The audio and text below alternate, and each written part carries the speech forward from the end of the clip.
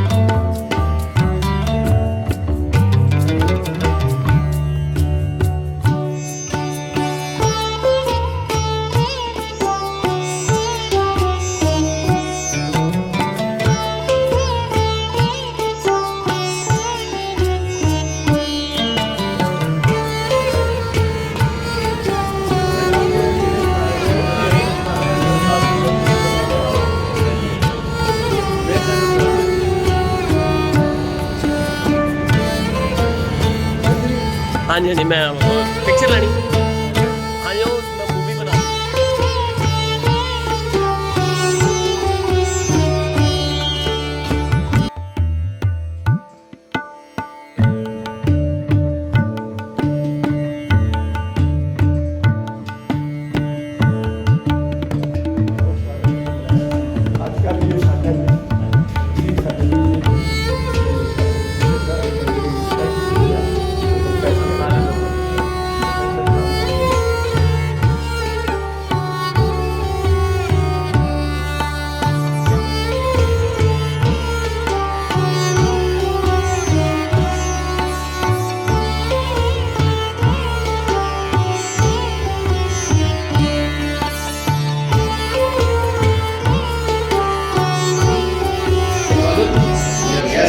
Yes, chalo say welcome to well clapping. Jaswant Singh is a retired teacher from India. Nowadays he is settled in America, and you know it as it is already in your knowledge at Pakistan level. And only say welcome to Sikh Bradri, and they are the closest Muslims we are having the closest faith. We are both nations are both Shikar. In other words, ideologically we are the same. And this land of this college was rated by Sikhs. Sardar ਜਵੰਤ Singh Sadhwan Singh. ਬੇਟਾ ਮੈਂ retired teacher ਹਾਂ, ਮੈਂ ਜੋ B.Ed ਕੀਤੀ ਆ, ਮੈਂ psychology ਪੜ੍ਹੀ ਆ। ਮੇਰਾ ਜਿਹੜਾ ਫੇਵਰੇਟ ਸਬਜੈਕਟ ਸੀ ਉਹ ਸਾਈਕੋਲੋਜੀ ਸੀ। ਬਹੁਤ ਵਧੀਆ। Now you are in your ਮਿਹਨਤ ਕਰੋ, ਮਿਹਨਤ ਕਰਕੇ ਚੰਗੇ ਬਣੋ ਤੇ ਆਪਣੇ ਮਾਪਿਆਂ ਦਾ, ਆਪਣੇ ਟੀਚਰਾਂ ਦਾ ਨਾਮ ਉੱਚਾ ਕਰੋ। ਇਹੋ ਮੇਰੀ ਦੁਆ ਹੈ ਅੱਲਾਹ ਤਾਲਾ।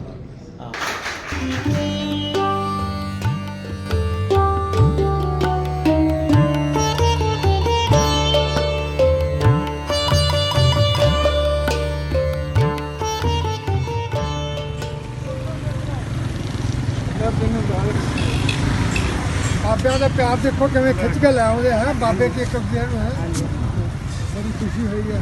ਅਸੀਂ ਦੇਖੋ ਕੈਨੇਡਾ ਅਮਰੀਕਾ ਤੋਂ ਆਏ ਆ, ਅਮਰੀਕਾ ਤੋਂ ਅਸੀਂ ਕੈਨੇਡਾ ਤੋਂ ਆਏ ਸੰਧੀ ਆ ਤੇ ਭਾਂਜੇ ਜੀ ਦੁਬਾਰਾ ਮਿਲੋ ਤੇ ਦੋਜੀਆਂ ਗੱਲਾਂ ਜੋ ਦੱਸਦੇ ਨੇ ਇਹ ਜੀ ਭਾਈ ਭੋਲਦੇ ਨਹੀਂ ਹੁੰਦੇ ਨੇ ਮੂਵੀ ਬਣਾਉਣਾ। ਚਲੋ ਬਾਬਾ ਜੀ ਘਰ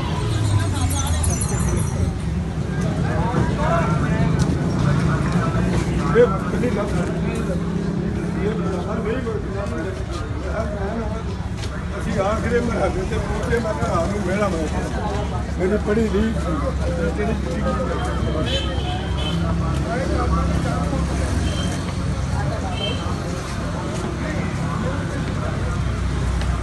ਸਮਾਂ ਬਾਅਦ ਇਹਨਾਂ ਨਾਲ ਘੁੰਮਦੇ ਹੁੰਦੇ ਇਹ ਘੁੰਮਦੇ ਮੇਰਾ ਕੰਮ ਨਹੀਂ, ਇੱਕ ਦੂਜੇ ਨੂੰ ਢਾਉਂਦੇ ਹੁੰਦੇ ਆ। ਬੰਨਾ ਮੈਨੂੰ ਉਹਦਾ ਸੋਚਿਆ ਬੱਚੇ ਹੀ ਕਰਨਾ ਬੜਾ ਖੜਾ ਇਹਨਾਂ ਸੂਦੇ ਬੱਚੇ ਕੀ ਮੈਂ ਖੁੰਗੇ ਨੂੰ ਕੀ ਕਰਨ ਡਿਆ ਮੈਂ ਖੁੰਗੇ ਲਾਉਣ ਡਿਆ ਓਏ ਇੱਥੇ ਛੱਡੀਆਂ ਨਹੀਂ ਉਹ ਪਾਜੀ ਮਾਰਨਾ ਹੁੰਦਾ ਵੀ ਹਾਂ ਮੈਂ ਬੜਾ ਖੜਾਇਆ ਤੇ ਮੈਂ ਆਖਿਆ ਮੈਂ ਮਿਲ ਕੇ ਜ਼ਰੂਰ ਲਾਉਣੀ ਆ। ਇਹ ਹੁਣ ਕਿਤੇ ਵਕਤ ਇਹਨੇ ਹੁਣ ਉਹਨਾਂ ਨੇ ਦੱਸਿਆ ਹੀ ਹੈ ਨਾ ਹੱਥੀ ਸੌਂ ਅੱਛਾ ਉਹ ਵਕਤ ਹੁੰਦਾ ਸੀ ਜੀ ਅਸੀਂ ਇੱਕ ਪਕਾਣਾ ਤੇ ਇੱਕ ਨਹੀਂ ਇੱਕ ਬੜਾ ਮੁਹੱਬਤ ਸੀ ਭੈਣੀ ਬਹੁਤ। ਇਹ ਸਰਦਾਰ ਮਨਮੋਹਨ ਸਿੰਘ ਨੇ ਮੇਰੇ ਇਹ ਬੇਟੇ ਦੇ ਦੋਸਤ ਦੇ ਪਿਤਾ ਜੀ। ਮੈਂ ਆਖਿਆ ਮੈਂ ਤੁਹਾਨੂੰ ਮਿਲਣ ਵਾਸਤੇ ਆਏ ਆ ਸਾਡੇ ਦਿਲ 'ਚ ਬੜੀ ਸ਼ਰਧਾ ਸੀ ਇਹਨਾਂ ਦੀ ਰੋਜ਼ ਗੱਲਾਂ ਕਰਦੇ ਤੁਹਾਡੀਆਂ।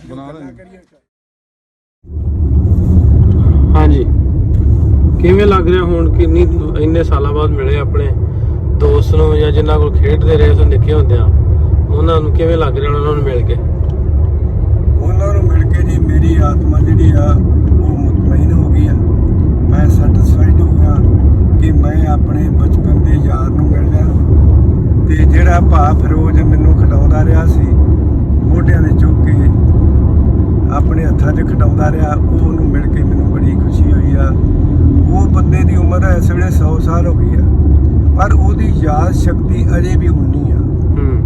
ਤੇ ਉਹ ਜਿਸ ਨਾਂ ਨਾਲ ਮੈਨੂੰ ਪੁਕਾਰਦੇ ਹੁੰਦੇ ਸੀ ਉਹ ਨਿੱਕੇ ਹੁੰਦਿਆਂ, ਉਹਨੇ ਮੈਨੂੰ ਉਹ ਵੀ ਨਾਂ ਦੱਸਿਆ। ਕਿਹੜਾ? ਤੈਨੂੰ ਛੋਟੇ ਹੁੰਦੇ ਨੂੰ ਮੱਟੂ ਆਂਦੇ ਹੁੰਦੇ ਸੀ। ਮੱਟੂ ਕਹਿੰਦੇ ਹੁੰਦੇ। ਅੱਛਾ। ਤੈਨੂੰ ਛੋਟੇ ਹੁੰਦੇ ਨੂੰ ਮੱਟੂ, ਮੈਨੂੰ ਬੜਾ ਪਿਆਰਾ ਸ਼ਬਦ ਲੱਗਿਆ ਵੀ ਇਹਨੂੰ ਅਜੇ 100 ਸਾਲ ਉਮਰ 'ਚ ਵੀ ਉਹਨੂੰ ਚੇਤਾ।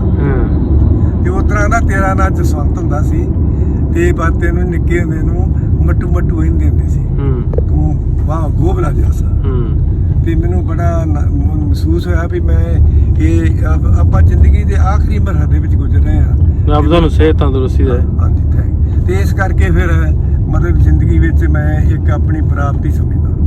ਨਹੀਂ ਹੁਣ ਗਾਂ ਮਿਲਣ ਦੀ ਕਿਵੇਂ ਰਾਬਤਾ ਬਣਾ ਲਿਆ ਉਹਨਾਂ ਦਾ? ਨੰਬਰ ਲੈ ਲਏ? ਹਾਂਜੀ ਨੰਬਰ ਪਹਿਲਾਂ ਵੀ ਹੈਗਾ ਸੀ ਜੀ।